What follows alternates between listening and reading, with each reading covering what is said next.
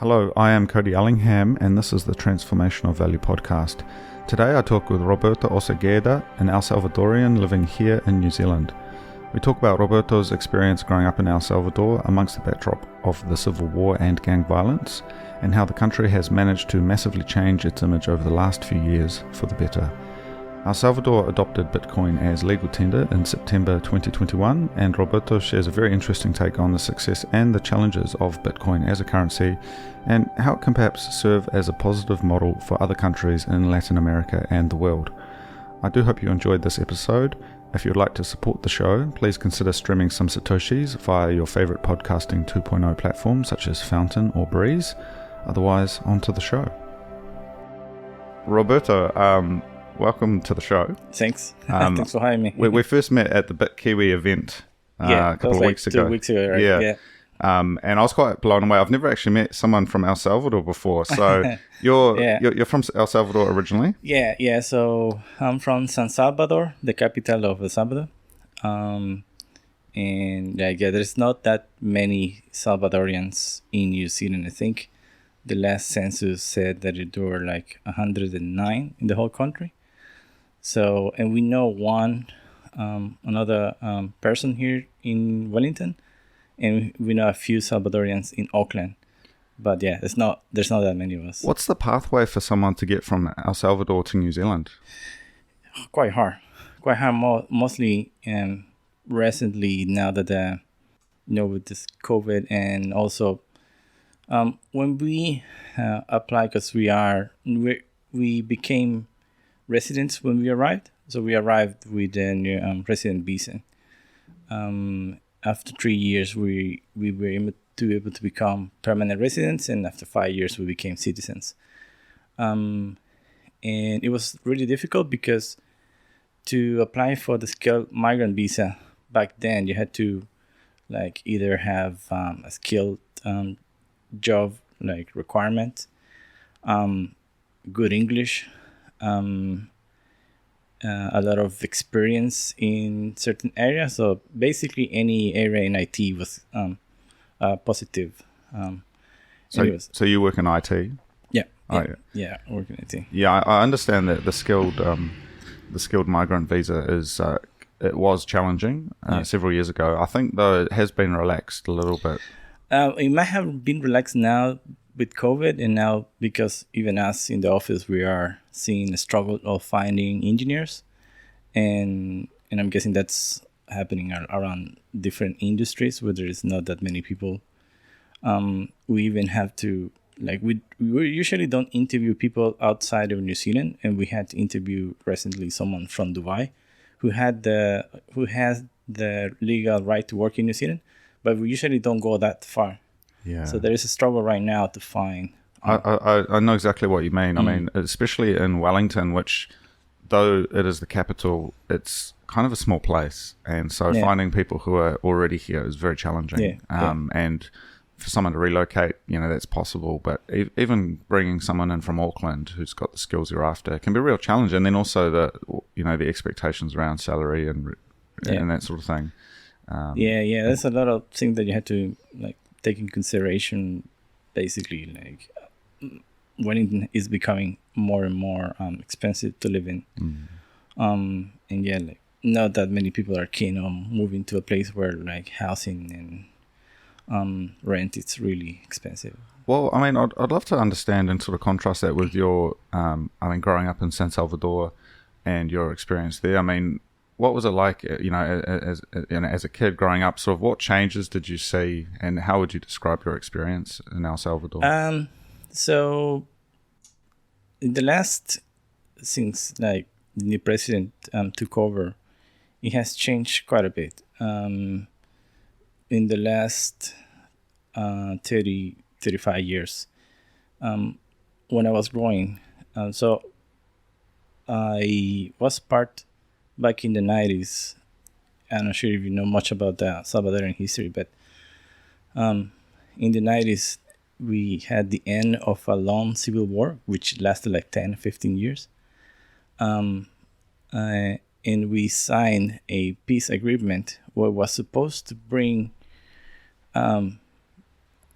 peace to the whole country. But the problem is that what the Civil War caused is that a lot of people had to migrate to the U.S. mostly because they didn't. Either the place was too dangerous to live in because of the guerrillas, and so a lot of those people who migrated during the war started making. They were taking part of the MS-13 and all these gangs in the U.S. And there was a big crackdown from the U.S. government back then when, let's say, okay, anyone who is a gang member, I don't really care what you did, just you're going back to El Salvador. So we had this whole influence of gang members coming into El Salvador, which some of them were like second generation U.S. Citizens, but they didn't know Spanish. So basically they didn't know other way but to be part of the gang. So that's interesting. Yeah, that's similar to obviously the MS-13 is a very serious, very dangerous organization. I've seen a lot about that in like Los Angeles and places like that. Yeah, that's where it all started. Yeah, but recently you might have seen in New Zealand there's been a debate around the 501 deportees. You know, they basically were Australians, but they had New Zealand citizenship by birth. Or by their parents, and they've been getting deported back to New Zealand and bringing sort of a level of violence which hadn't been seen before in New Zealand. It's one of the things like I see, because I know there's gangs in New Zealand, and when I see that, and I say, that's kind of how it all started in El Salvador, like 25, 30 years ago, where like gang members were only seen as teenagers, like rebels. It wasn't professionalized. It was just basically stealing, doing drugs and stuff like that, and then it started become a bigger issue, and a lot of these guys started recruiting a lot of young teenagers who didn't have any other way of making an income or something like that. So if I'm right, so you're saying a lot of the challenges here were because of the MS-13 gang members who were coming back to El Salvador. So before that, it was actually not as bad. It was not as bad. I mean, we are like any other country. You still have, crime, but it wasn't as bad before the gang members started. Yeah, I can understand that. I mean, where I grew up in Hawke's Bay is the home of the mongrel mob, and Flaxmere, and that was a relatively tame organization. They didn't interface with normal people that much. They did their thing, but what you're seeing now with these Comanchos and these biker gangs coming in from Australia is they're actually quite blatantly causing violence and affecting the public. And you've got the ram raids and all of this stuff, and though it's nowhere near the scale of what you see in El Salvador, it's still quite shocking. For New Zealanders, I think it's quite shocking. Mostly when, because we have had gang members for so long. We at the moment, the people that are getting captured in the last crackdowns in El Salvador, some of them are second and third generation gang members. So that's all they know. They don't see any other way for them to live. That's their life, and that's one of the things that previous governments never saw coming, because they never really took high importance of taking care of those young teenagers. And I guess skipping back a little bit, so you mentioned the Civil War. Was that when you were a child? Or?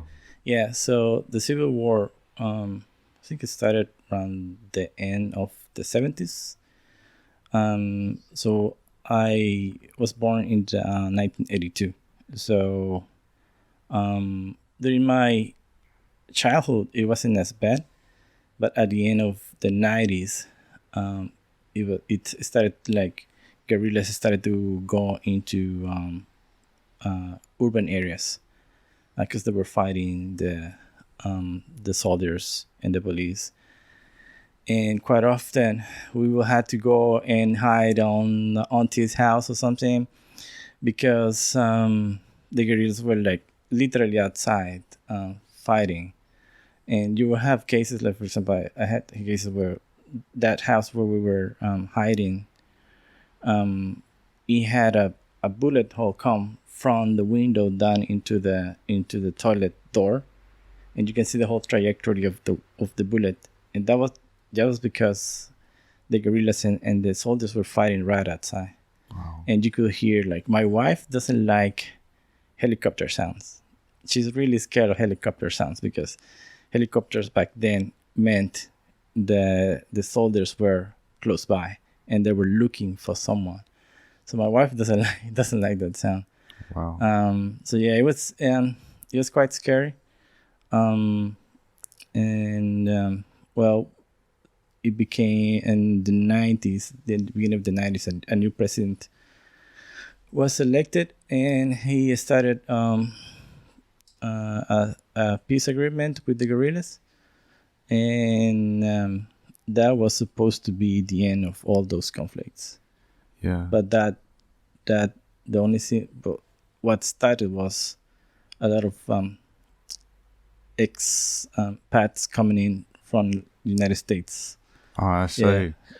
What would you say? And it's it's okay to just kind of talk about it from your perspective. But with the Civil War, what from your understanding, what was the driving force behind that? You talk about the police and the guerrillas. What really drove that Civil War? So there was generations and generation of farmers who were getting harassed by.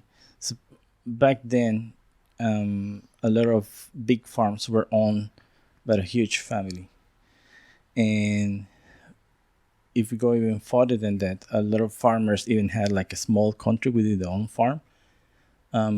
They even had like their own currencies back then, and they would just pay their like indigenous farmers with their own currency. Oh, like scrip. Yeah. So it's not real money. It's No, it was not. Some of them were like kind of money. It was like brass coins that they would pay, the people that were working.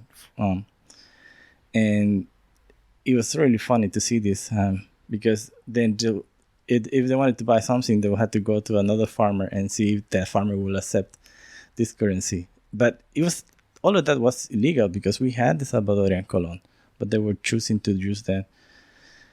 Well, generation of that operation of farmers, it was caused this big uprising of the guerrilla, and a lot of these guerrillas are like son of farmers who that was their life, and they were not happy with what the government was doing, and yeah, it's a big story that for a whole. We could probably talk. Yeah. Well, no, that's fine. I mean, look, what I'm really interested in is your perspective on it, because these are complex things. But would you say though it was sort of the urban-rural divide? Yeah. Yeah. Because what you said about the scrip, this currency that's not really a currency. It's you see it historically where. Someone in a mining town, for example, gets paid by the company, and you can only use that with the company, and it's quite an exploitative practice. Yes. However, challenges with the local currency. That's where we sort of get to our connection through Bitcoin, because at the end of the day, the Salvadorian colon, the currency that went away. Yep. Right. When did that go away? It hasn't officially gone away. Oh, really? But no one uses it. Okay. So I believe it was 2000 or 2001 when the US dollar became legal tender in El Salvador. And the way that they sold this to the Salvadorians was that it was going to bring a lot of loans, the interest loans, they were going to be brought down. Don't know exactly why, because of the US dollar. And so the problem with bringing the US dollar was that there was a official currency conversion of 175 colones is $1 up until now. Officially hasn't changed. 175 colon or 1.75? 8.75 Oh, colones. yeah. It's $1. But because of the closeness for $10, a lot of things start to get more expensive because people like, oh, but I only have $1. Okay, I'll sell you this product for $10 because that's the closest. So a lot of things start to get more expensive because now you were trading in US dollars, but you were getting essentially paid in Salvadorian colones. And we like quite rapidly, a lot of things got really expensive, like food, medicine, cars, housing, because of this conversion they had to do all the time. And initially, a lot of businesses had both prices, colones and Salvadorian and US dollars. And throughout the years, people started seeing the US dollar became more of a predominant currency. And after around, I believe, 10 years, nobody will take colones anymore. So they didn't see the value on colones anymore. So that's what I tell people. Like, I see why people are in El Salvador are so afraid of Bitcoin, because we have already been through this change of currency, and we got the how to say the bad end of the stick. We ended up paying more because the conversions were like people were converting into the higher, round number.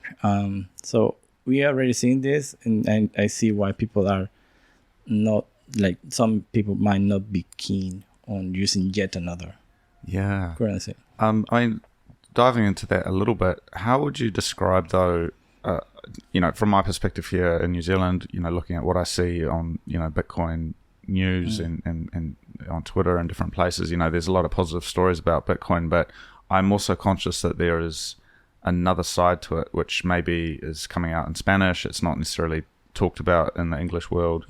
I mean, from your experience, with your talking with your family or people that you know back home, and that, I mean, what is the general feeling about Bitcoin in El Salvador? When it was introduced, it was really exciting, and a lot of people were really keen on implementing Bitcoin. And it was all of that because of the president. So because of the president, he, up until then, he has always had a big number. So he had always been really popular.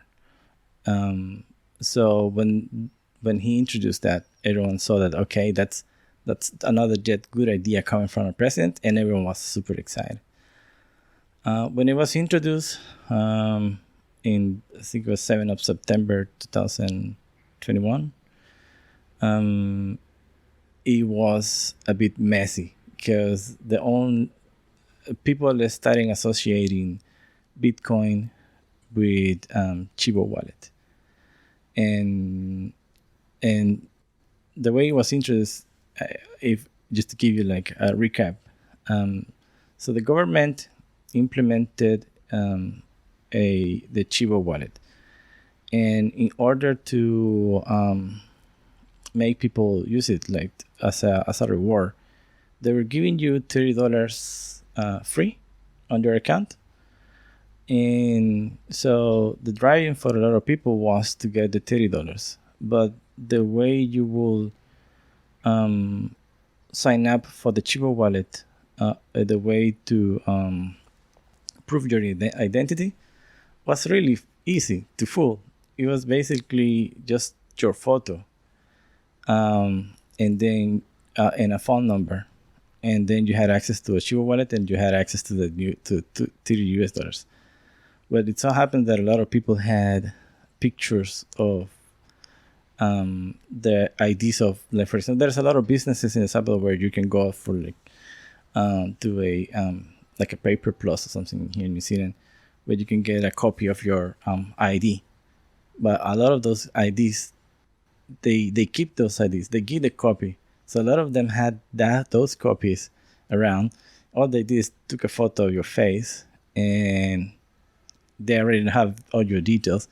They put in a fake phone number, and boom, they had the $30. So by the time a lot of people were activating the wallets, the $30 were already gone because they didn't have. Someone else had taken Someone else has taken it because the whole process was really easy to fool. So a lot of people, because they saw it, said, "Oh, Bitcoin is a scam. I'm not gonna even use it." Yeah. So, and another like Salvadorian side like that, if they are not happy with the first impression, it's gonna be really hard for them to like give it another try. And because we have seen this so many times before, where a government has tried to implement something in a really not really well thought way. It hasn't worked out, and then it fades away. Like, for example, in the past we have had at one of the major chiefs from Salvador. He split basically a whole street just for a bus. So it was, I'm not sure what they call it. It's these buses that are like 1 and 2 long. It's kind of like a train. Oh yeah. But basically he created a whole street for these buses, and it was meant to be for improving and make public transport more efficient.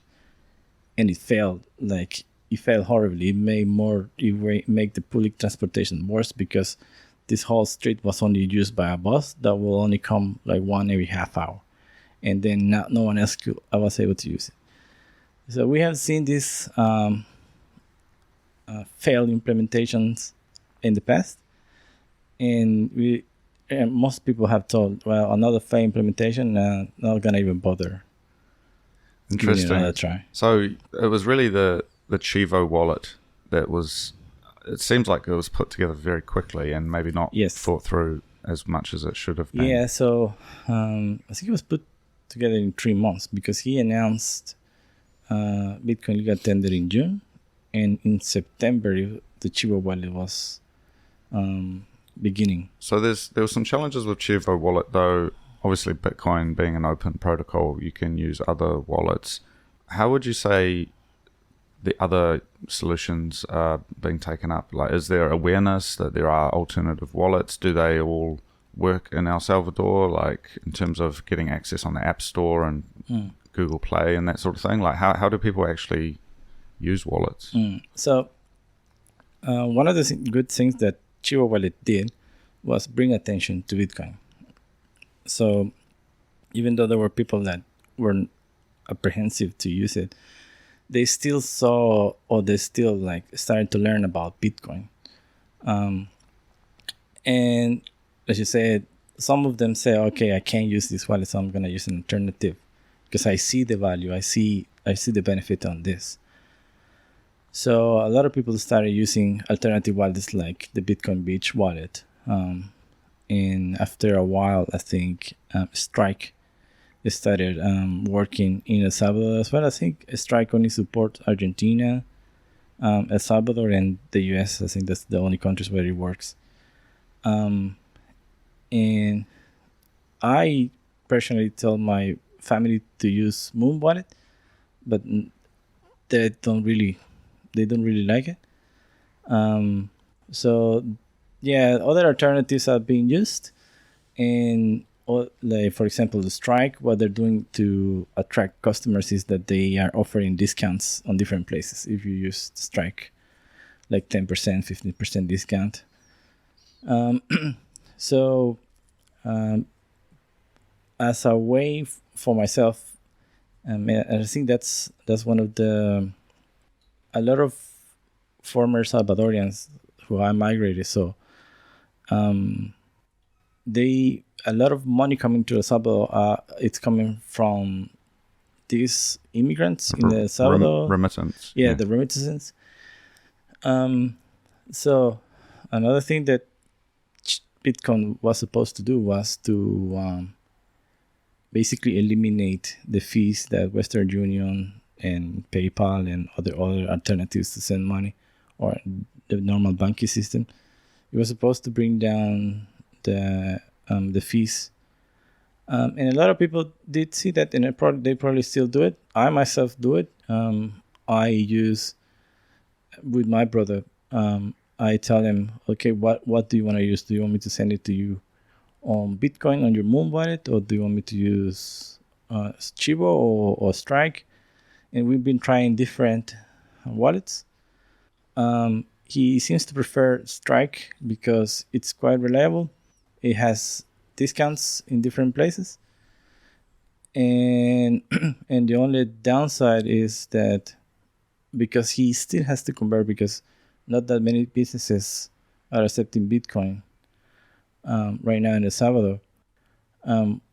He still has to convert that to US dollars. How does he convert it? So with the implementation of the Chivo wallets, the government implemented ATMs, Chivo ATMs, and they are all over the country. The only problem that the Chivo ATMs had is that you can only withdraw $20 notes or bills, and you still had to pay a little fee. Are there many other money changers that are not Chivo ATMs? For example, are there shops you can go to and get US dollars? Yeah, so I believe the second biggest one is the Athena ATM, which I think you can find in El Sonte and a few other places. And sorry, just going back a little bit. So, how long did you say you had been in New Zealand? We arrived in New Zealand in 2013. So. Okay, so you've been here a little while. So you would have seen, and your brother is in El Salvador. So you would have seen a period where you had to use PayPal or Western Union before. What were you using? Which one did you choose usually? Me and my wife, we normally use Western Union. Okay, so Western Union, and I know there's a couple of Western Union places in Wellington. Yeah. And so what sort of fees were being taken out by Western Union back then? I think they might still do. I think they were taking up like $5 to $10 if you were sending like, I don't know, $100. They were taking about like $5. Is it a percentage usually? I think it's a percentage. Okay, so like 5 to 10%. Yeah. Okay, and then now with your brother, you can experiment with Chivo, Strike, Moon Wallet, and you send it directly with almost no fees over Bitcoin. Yeah. And then locally, he's now got that Bitcoin value. He can go to an ATM or a money changer and actually just get US dollars out. Is cash, like US dollar cash money, still very popular? Like, is that the main way to transact? Yeah, at the moment it is. The Bitcoin adoption has been really slow. It started like when the Chivo wallet was implemented. It started like everyone was really excited, and a lot of businesses started to accepting Bitcoin. And now it's decreasing, and it seems like it's mostly single. No big organizations. Only like, for example, taxi drivers. Some vendors are accepting it. Like big organizations like Hertz, like if you want to rent a car or something. It seems like they don't see the value in that, and I get it, because those guys have access to the Visa network. So why would they want to use? It's interesting you mention that though, because I remember seeing in the early days of Bitcoin, you had like McDonald's and Starbucks having acceptance of it. Is that still a thing? I think probably Starbucks and McDonald's, I think they still do, but many organizations they just simply dropped. I'm not sure if you follow. There are some Bitcoin magazine bloggers, Nick, I think it's Nick and they're Italian. They were in El Salvador about 3 months ago, and 1 year before then, they went for the adopting BTC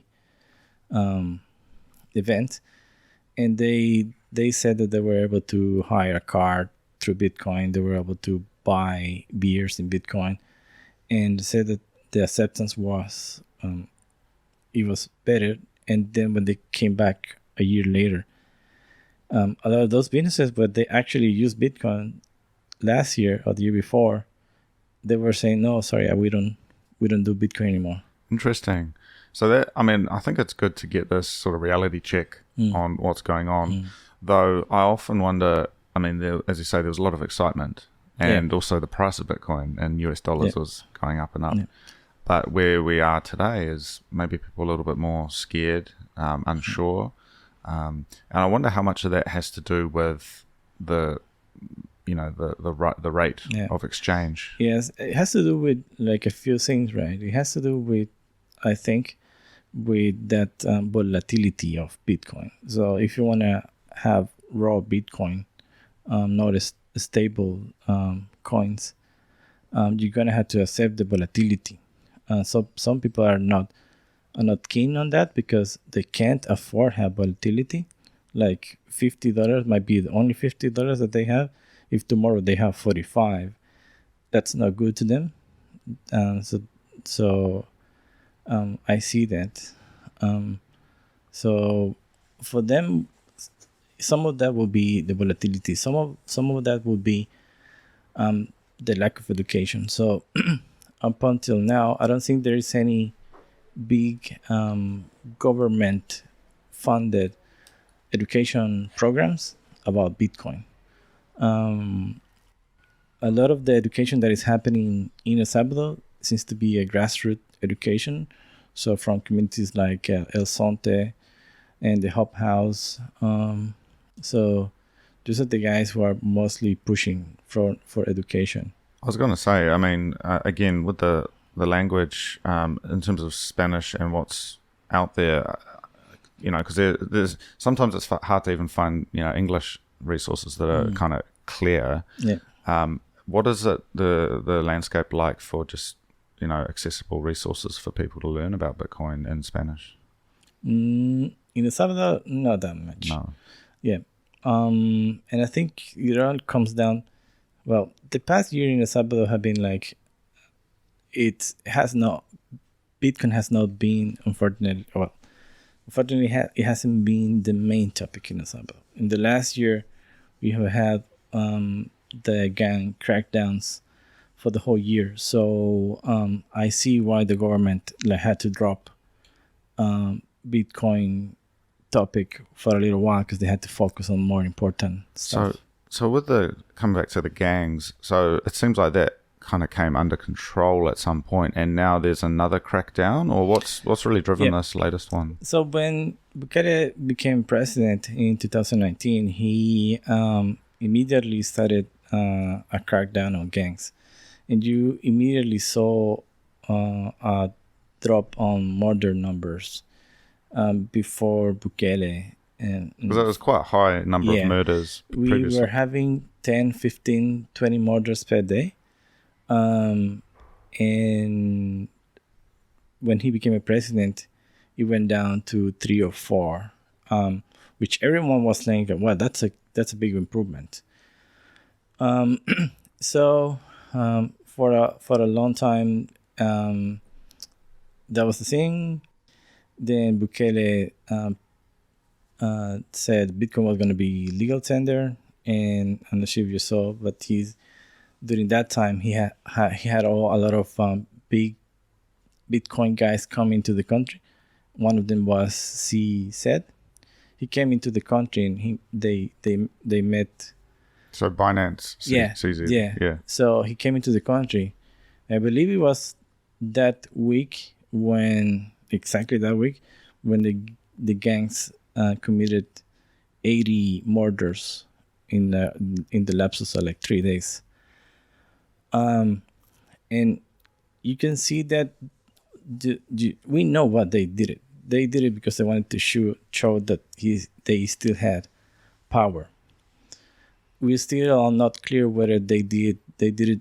The gang members or the gang organizations came up with that, or whether there were other influences, like trying to overshadow Bukele's plans, and to show whoever comes into the country, to show them that El Salvador is still a really dangerous country, so don't do business with Bukele. So you think it's sort of like Yeah. a political statement. Like, Yeah. wow. Yeah. I don't know. To be honest, I don't think it was the gang members. I think there may be other Oh, like, forces behind yeah. them that drove that, because it was really like exactly when he was having These, someone in, yeah. where they were showing, okay, see, this is still, so don't do business with Bukele. Wow.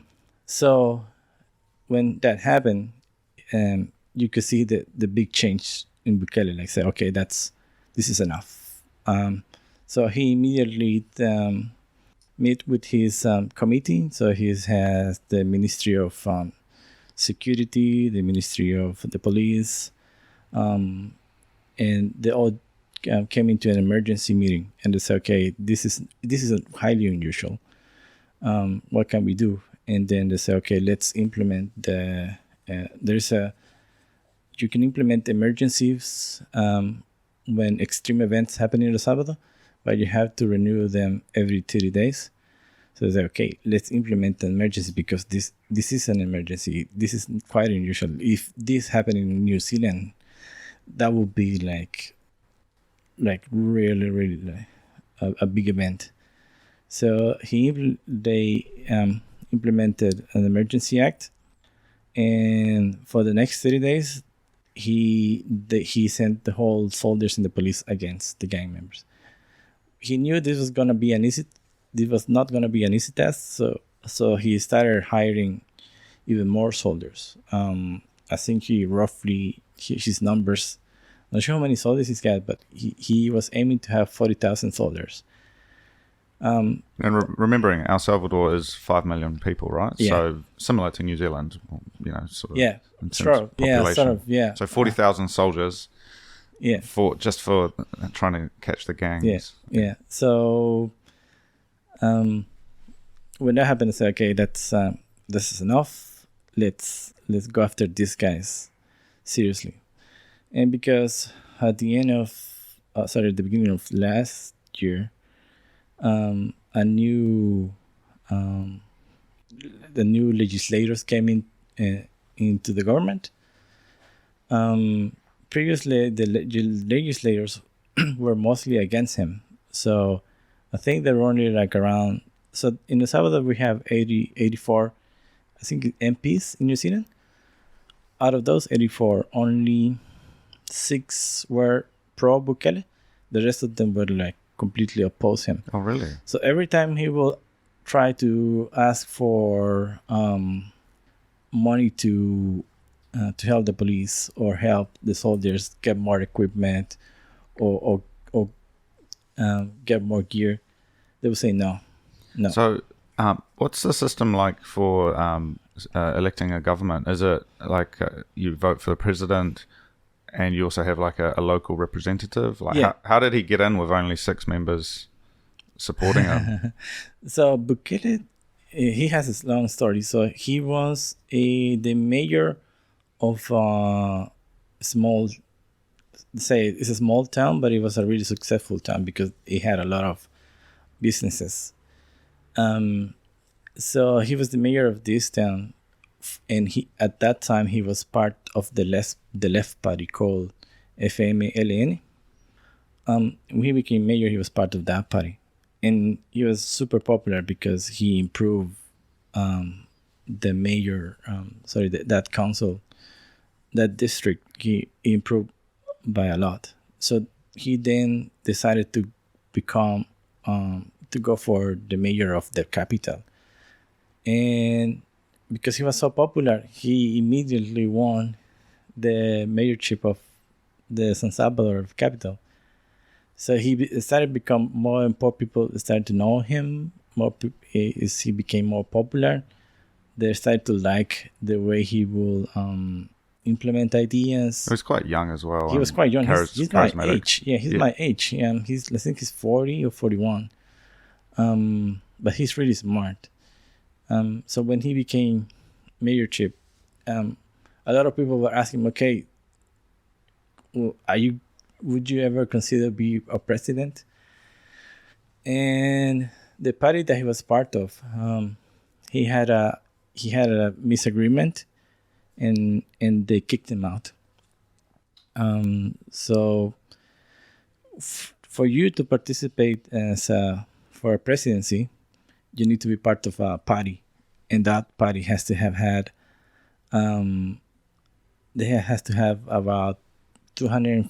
I think the number that they ask for signatures to approve the party was really high. So I think they were asking for like 50,000 signatures to create the party.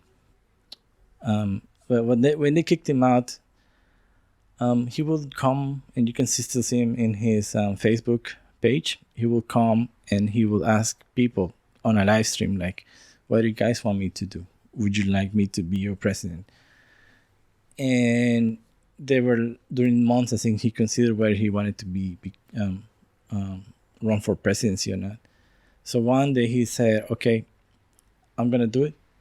I'm going to start a new party, but I really, really need your help. And he was speaking on a Facebook Live to to a lot of these people. And that's when it all started with his new party. He said, okay, we need 50,000 signatures. He raised 250,000 signatures for his party. So there was no way that they could say no, because the opposition was not only a big part of the legislation, but also they had control of the election institute. So the election institute was putting a lot of walls and blocks, so he wouldn't even be able to become president. So he had all the signatures. The party he had created the party, but by the time he brought the signatures and everything, they said, no, it's too late. Sorry, we can't. They were always finding a way, but because he's really smart, what he did is like, okay, I'm going to associate with a party that's already there, and I'm going to run for the internal elections, and I'm going to see if I can become president through this other party. And yeah, he became president, and they couldn't find any other way to block him. Yeah. So he's officially not the president from his party, because he won the presidency from a different party. But people didn't care. For them, he was part of his new party, which is called Nuevas Ideas, New Ideas. This is his party. So when he became president, he started implementing really new ideas. A lot of the things that he did is that he was showing everyone what he was doing. So that's what I'm saying, that he's really smart, because a lot of people talked about the lack of transparency. Yeah. But they don't see that what he's doing is he's actually showing people the process. Yeah. And you can see it if you follow his Twitter account, and if you follow the Twitter of the ministries, and every day they show a new street, a new school, a new project. They're showing people what they're actually doing. Yeah. Do you think?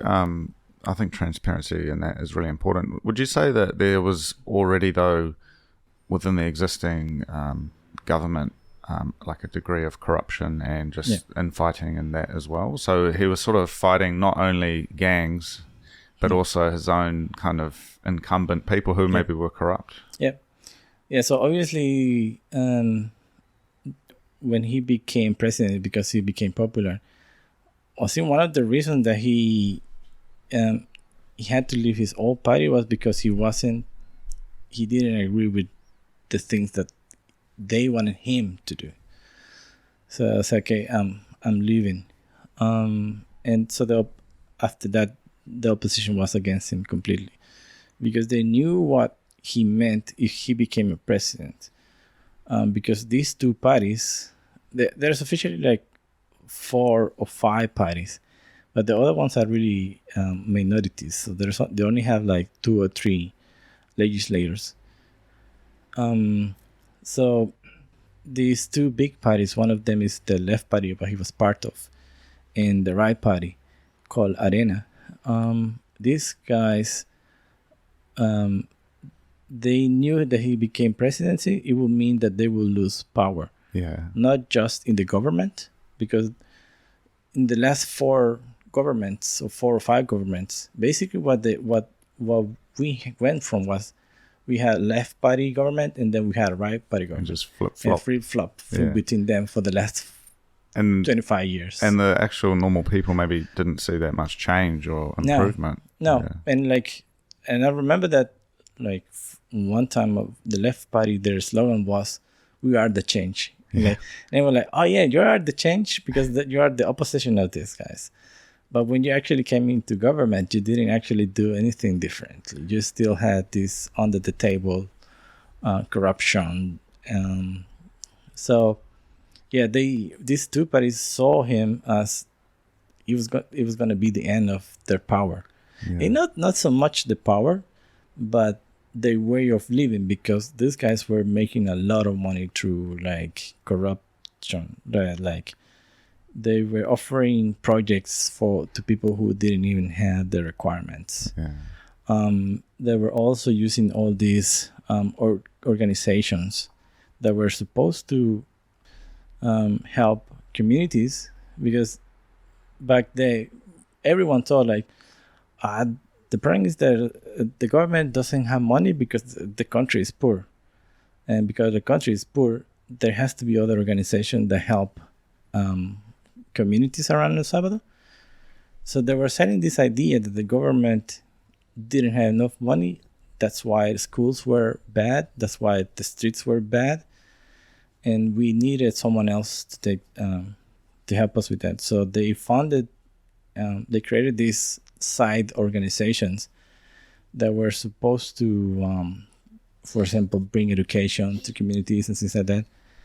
And what they did is, through the legislators were also corrupt because they were also from their party. They were funding money to these organizations and this was money coming from USAID, from all these organizations that were trying to fund local organizations that were carrying out projects to help people. Yeah. So you would have seen then, because El Salvador, there must be natural resources, there must be industry that is valuable, and so you've got people at the top who are able to intercept that and live very nice lives, and maybe they've got US bank accounts, they've got property in Florida or whatever, and then you've got local, just normal people who are thinking that it's a poor country. Exactly. So that could be quite stressful, I imagine, to just have that huge gap and that level of corruption, which I think a lot of New Zealanders are unable to even understand what that means. Because, we have challenges here politically, but certainly, I can walk down the street and see MPs. I live, 500 meters from where the Prime Minister lives, in Thorndon here in Wellington. It's like there's not that distance where they've got armed guards and machine guns and they're untouchable. And I think in a lot of parts of the world, it is exactly like that, and normal people they feel powerless. Whereas I just come back to Bitcoin. So, maybe there was this hype and excitement around Bitcoin, but still the real thing that it's enabled though is, the remittance that, you're using that for your remittances. I imagine a lot of other people are. In that sense, that alone seems like it was a success. Like, what are your thoughts on that? Yeah, so remittances were a big success because Bitcoin basically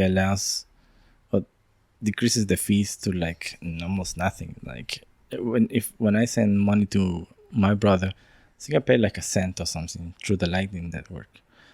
So 1 cent opposed to $5 or $7 that the Western Union was charging before is hips. And not only that, because when you were sending money through Western Union, you needed to have a Western Union close by, and you needed to wait for the Western Union to be open so you can cash out. So you wouldn't be able to send money on a weekend, for example, or on a Saturday night or a Sunday night. You were not able to send money, or if you were, like, you will have to wait until Monday to get it out. And with Bitcoin, from my feeling, it's like I'm actually sending money directly to their pockets. There is an intermediary, for example, if you use Strike, there is an intermediary, but that intermediary is not taking that much of a fee. But that's only because my brother is choosing to use Strike. If you use Moon Wallet, it would be like completely. It would be like almost no fee. Nothing. Yeah.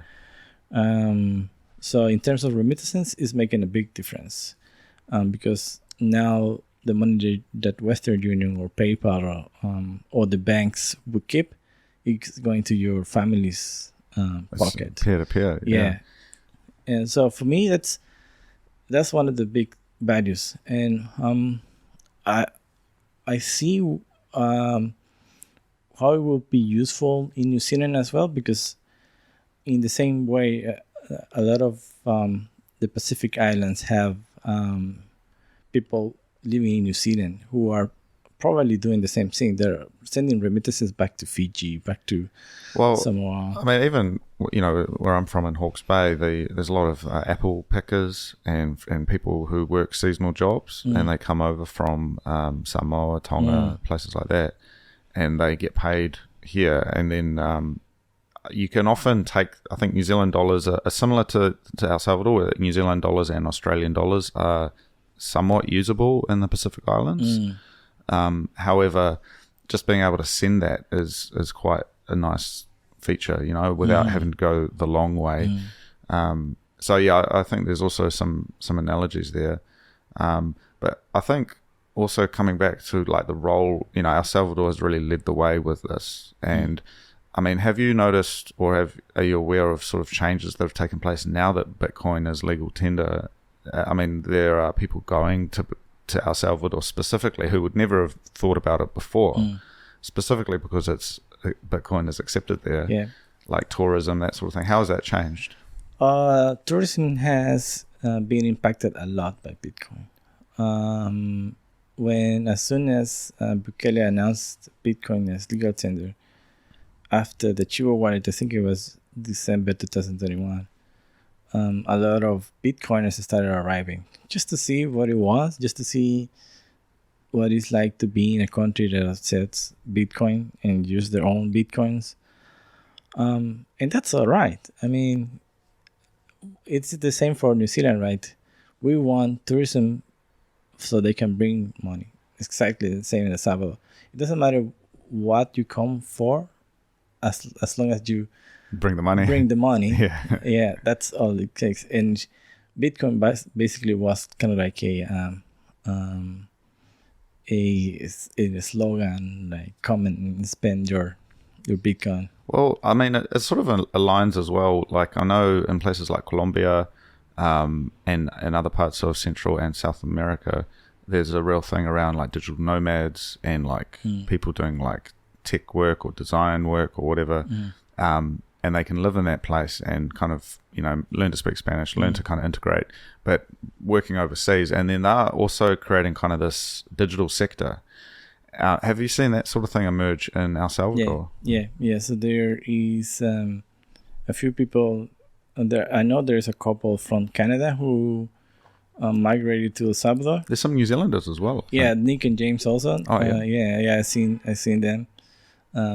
They have migrated, and I believe they're still the same thing that you're saying.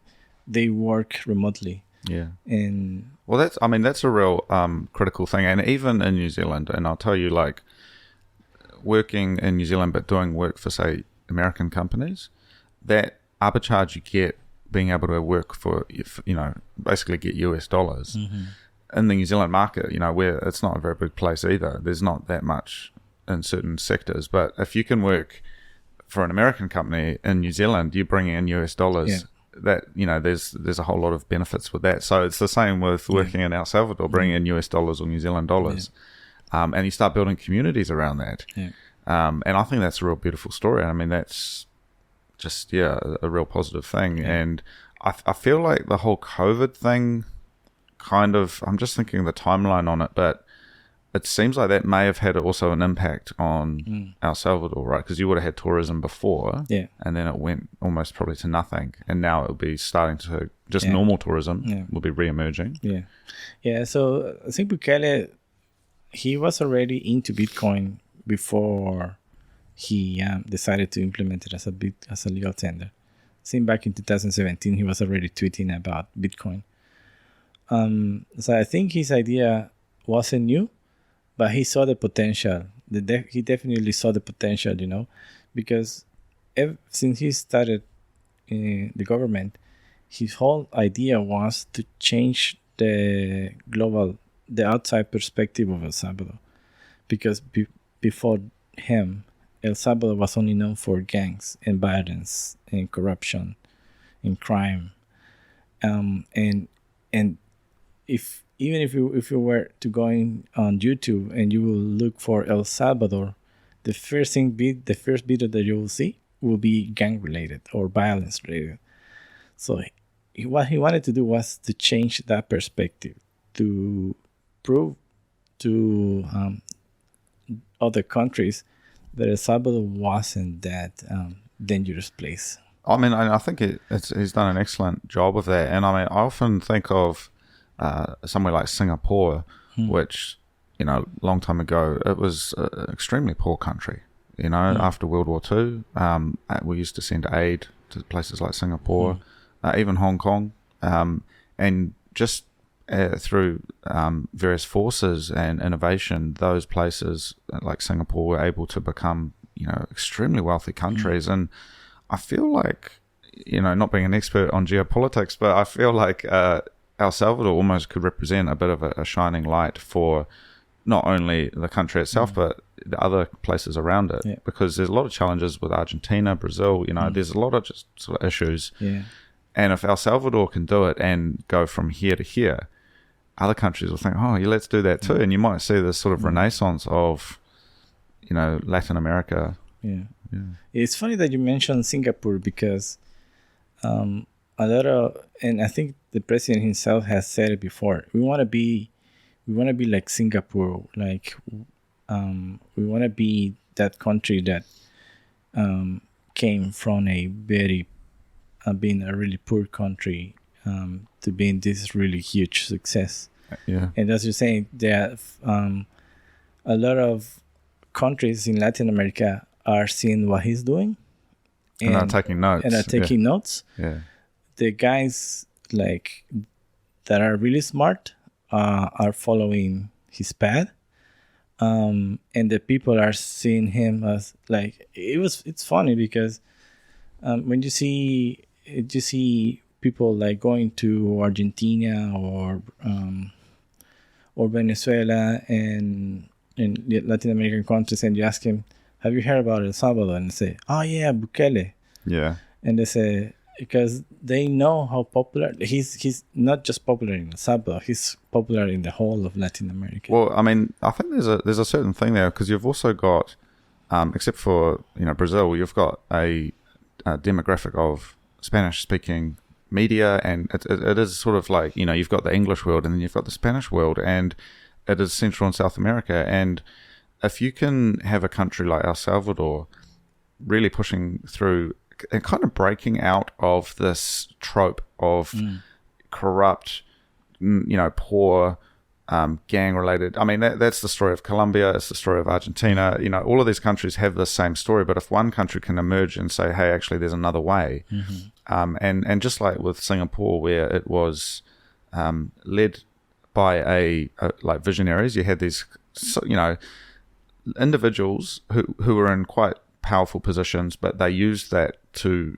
usher in a better way.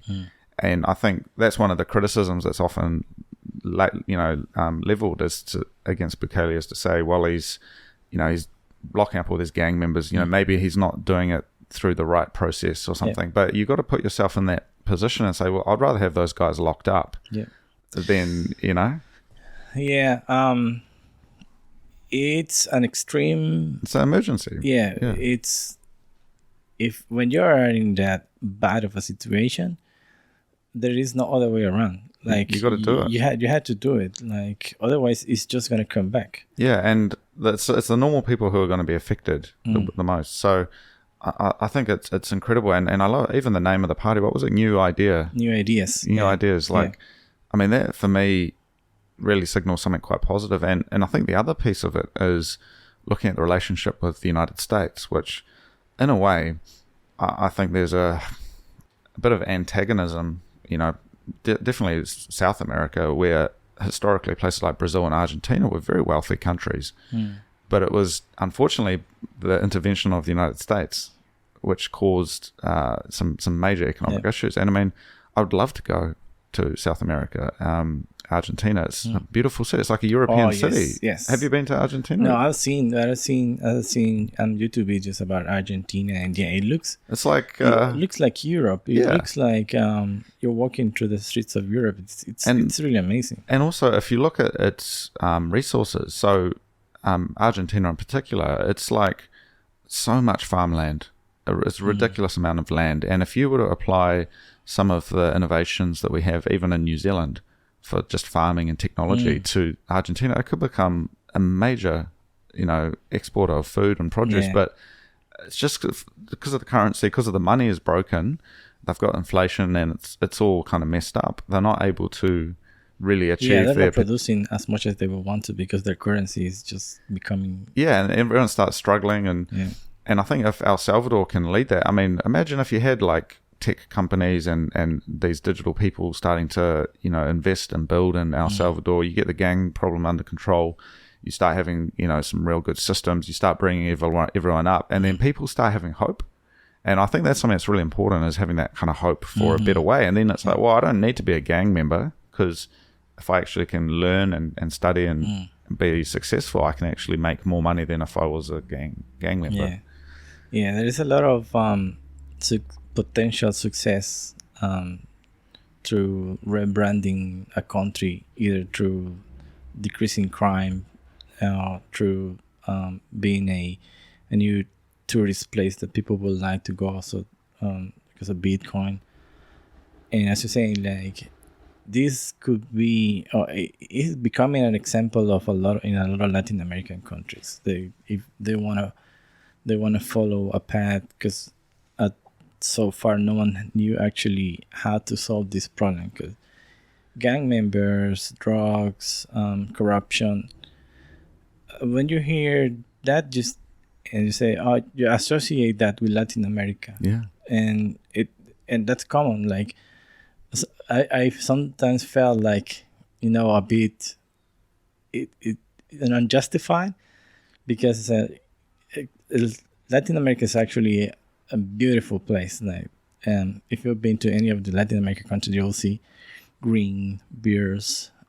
It's amazing country, but the only perspective that the outside world has about Latin America has been like corruption and drug problems and crime, and very few people can see the beautiful things about all of these countries.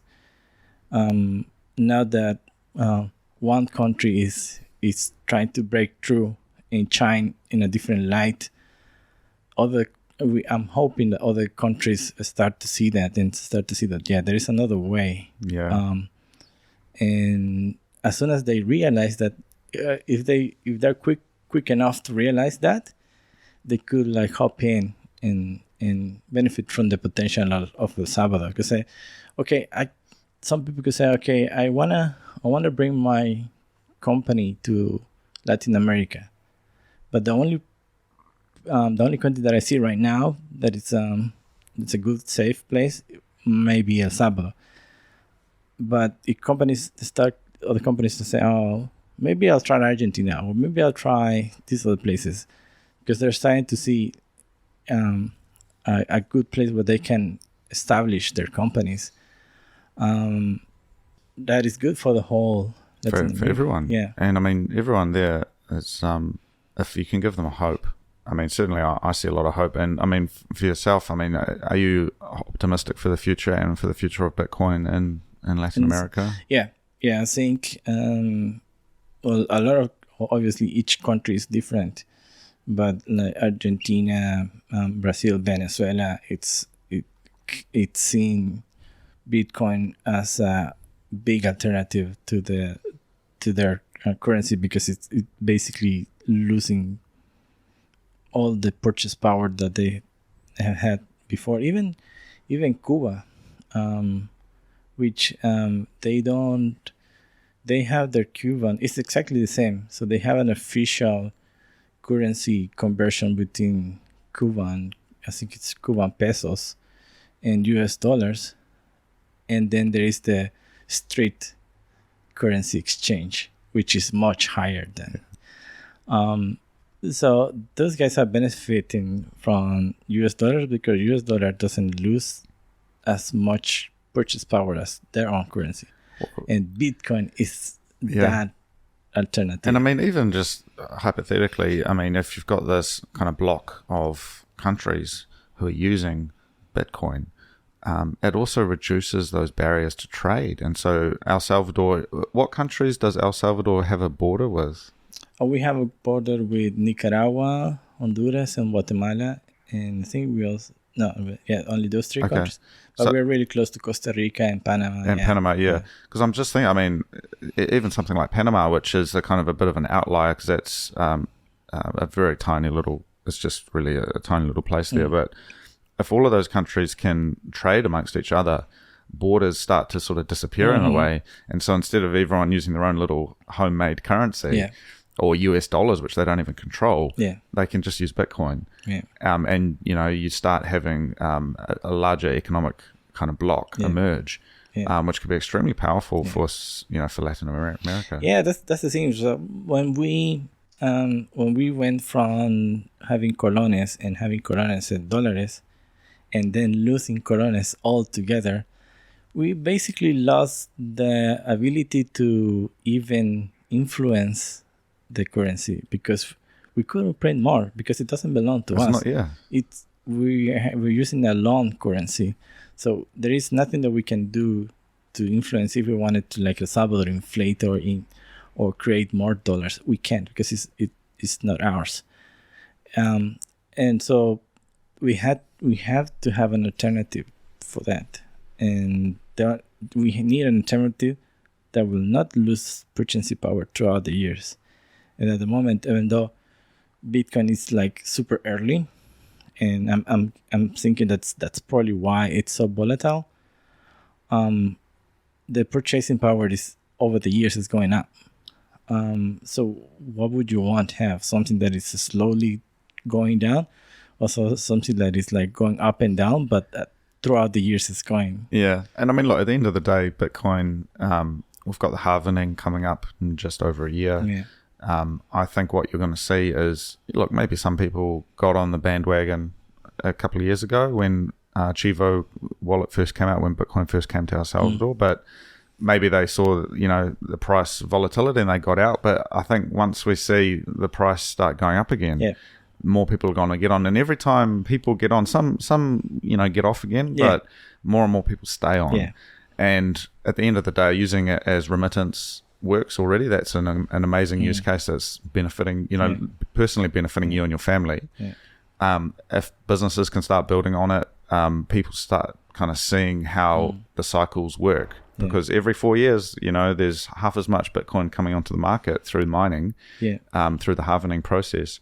I mean, that's just going to lead to increased prices. I mean, that's the way it was designed. That's the way it works. And maybe, who knows, in 4 years, we'll be having this conversation again, coming up to the halvening after that, and it's the prices stabilized quite a lot. It's being used by 3 or 4 countries now in Latin America. Who knows what the future could be? What you're saying about the remittances, that's we talked about that. But the other thing that I see positive is that if, for example, I do a lot of donations to content creators in El Salvador and in other places, and having the feeling that you can donate directly to them, not to the bank, it's an amazing feeling. Oh, value for value. Yeah, because I'm feeling like I'm actually helping them, not helping the bank, not helping PayPal. And every time I see one of these content creators, I say, you guys are losing such a big opportunity because Bitcoin it's legal tender. You can choose to convert it to US dollars, but only having that window that you through which you can receive donations or anything, it's a big opportunity. You don't see the value, but a lot of people, if you do that, a lot of people like me will decide, okay, I want to donate to this guy because I know it will go directly into his pocket. I know exactly what you mean. And I mean, we sort of call it like value for value, right? And even like with this podcast, because I had I've done a lot of other things, and I had another podcast, and I never got a single cent from it because, you need to have millions of views before you even start to be able to monetize. But with this podcast, which is, still very early days, I've had people all over the world support through the Lightning Network, send me Bitcoin directly to my show. They stream it to the show, and I'm able to use it. And then I'm able to use that down at the waterfront to buy a coffee in Bitcoin, or I can, send it to a friend. And it's like, it removes those barriers. Yeah. And especially if you get a young person, maybe a blogger or someone making YouTube videos, if they can then also accept Bitcoin donations, it could be a lot of money for them. Even 10,000 Satoshis, 20,000 Satoshis, that'd be quite a lot in El Salvador, So, yeah. Yeah, so I'm not sure if you heard about Ukraine. They opened they opened 3 digital currencies options for donations when they were at the beginning of last year. One of them was Bitcoin, and like you can track how much donations they have, and even right now they're still getting donations. And I think they got like $25 million only through Bitcoin donations. So I think countries like Ukraine would say they were probably thinking, we'll see if we get a little bit of money through that medium. And now that they're seeing, actually, a lot of people are really keen on, donating. Well, it removes the middleman because a lot of these international charities and that are actually, they have huge operational costs. And so you send money to UNICEF or something, and pretty much most of it goes to paying their team. Yeah. And only a little bit goes, it's basically a business.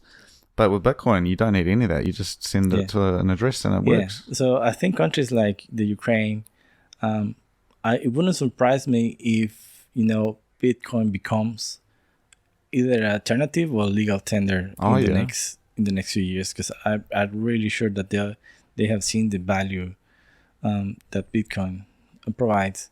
And I think kind of related to that is, these volcano bonds that the government is trying to implement in El Salvador. In El Salvador. It's almost the same. Like they're offering something of value to anyone in the world that they can purchase for a little bit of money. I think that each volcano bond is going to be like $100 US dollars or something. And they're offering this one, and anyone in the world will be able to purchase these volcano bonds through Bitcoin. So what they're doing is basically kind of like crowdfunding a lot of the projects through Bitcoin. Well, it's like, how do you even get involved with stuff like that? Because if you have to go through traditional legacy institutions, it's like, no way. Yeah. But if it's Bitcoin, yeah, man, I'll buy a volcano bond. Yeah. Like, even if you wanted just to say, I have one volcano bond. Yeah, you get the little thing, yeah. Yeah, it doesn't matter. Like, people will do it. It's kind of fun. But, I mean, look, that's the world we live in. It's like, it's kind of a bit of fun. But actually, if millions of people do it, that could be life. And also, like, you get the feeling that you're actually helping, a country that's proven to be doing good.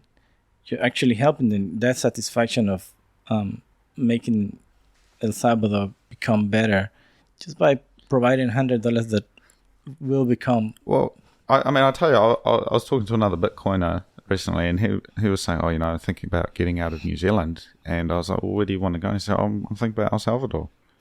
And I mean, for me as well, it's a place I'd like to visit. And so I mean, if we're thinking about that, there must be a lot of people out there thinking the same thing. And I think the world's still trying to kind of recover from the whole COVID thing and that. But I mean, especially coming into the next halvening as Bitcoin price inevitably goes up again in US dollar terms, I think you're going to see a huge amount of people arrive, and it's going to be really beautiful. Yeah, and, I think now is the time to invest in El Salvador. And I'm myself having some thoughts about probably like buying like Airbnb apartment or something in El Salvador, because I know that in the next few years, and even now, it's already becoming a really popular place. So more and more tourism will come in. A lot of people will want to invest. Properties are going to start to get more expensive. So yeah, this might be the best time to get in, to invest. But I see like this is one of the things that really amazed me about Bukele. This guy, it's already thinking about what's going to happen in the next 5 years. Yeah. So what they're doing is that they building all this infrastructure, the roads and stuff, for the benefit of the Salvadorians, but also because they see that what's coming next. And the thing that I would really like to see is more investment in fiber optics infrastructure in El Salvador, because at the moment the internet in El Salvador, I think the mode that you normally get is 40 megabytes per second, which is for New Zealand standard, it's really low. So because you'll have what you're saying, you'll have all these remote workers coming into the Salvador. They'll want to have fast internet access or reliable internet access. So you're gonna have to have the infrastructure in place for all the businesses and remote workers, all these new people that are arriving, even immigrants or expats living in the US are coming back to El Salvador to implement new businesses. So these guys are looking forward because they see all this new infrastructure being built. And it's funny because a lot of these expats, before Bukele arrived, they did not see them.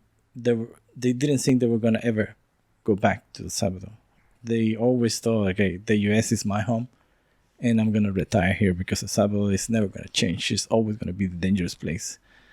And a lot of them had real reasons. A lot of them, they ran away from El Salvador because they had either someone got murdered or they were themselves, being harassed by the gang members. So a lot of them have real fears of coming back. And a lot of them are losing that fear now.